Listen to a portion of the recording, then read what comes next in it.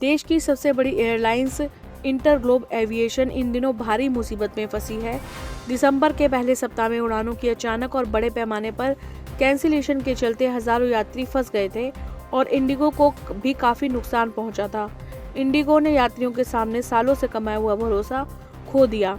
अब कंपनी के शेयर पिछले एक महीने में 16% से अधिक टूट चुके हैं, जिसके चलते स्टॉक भारी दबाव में आ गया है। इस पूरे मामले में रणनीतिकार ऑर्टन का कहना है कि कंपनी के सामने अब भी रेगुलेटरी जोखिम बना हुआ है।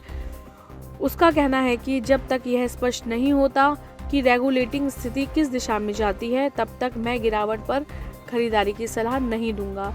बड़े पैमाने पर इंडिगो की उड़ानें रद्द क्यों हुई, इस पर अभी भी जांच जारी है।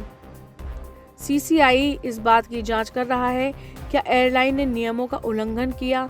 जांच में कंपनी की 60% से अधिक की डोमिनेंट मार्केट शेयर को भी रुकावट का एक कारण माना जा रहा है। एयरलाइन के अपने आंकड़ों से यह भी संकेत मिला है कि जिस समय पायलट्स की संख्या आक्रामक रूप से बढ़ानी चाहिए थी, उस दौरान कंपनी पायलट्स के पूल को घटा रही थी। उड़ानों के बड़े पैमाने पर कैंसिल होने के बाद उपजे आक्रोश के बीच बाजार हिस्सेदारी के लिहाज से देश की सबसे बड़ी एयरलाइन पर कुप्रबंधन से लेकर नियमों को पलटने की जिद तक के आरोप लगे हैं।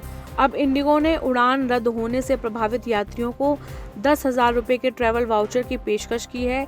इसके अलावा सरकारी नियमों के तहत 5,000 से 10,000 तक का मुआवजा देना होगा। ग्राहकों को दिए गए कुल मुआवजे की अनुमानित लागत करीब 500 करोड़ रुपए बताई जा रही है। शेयरों में बिकवाली से कंपनी का मार्केट कैप लगभग 5 अरब डॉलर घट चुका है, जो फिलहाल 1 लाख करोड़ रुपए के आसपास है।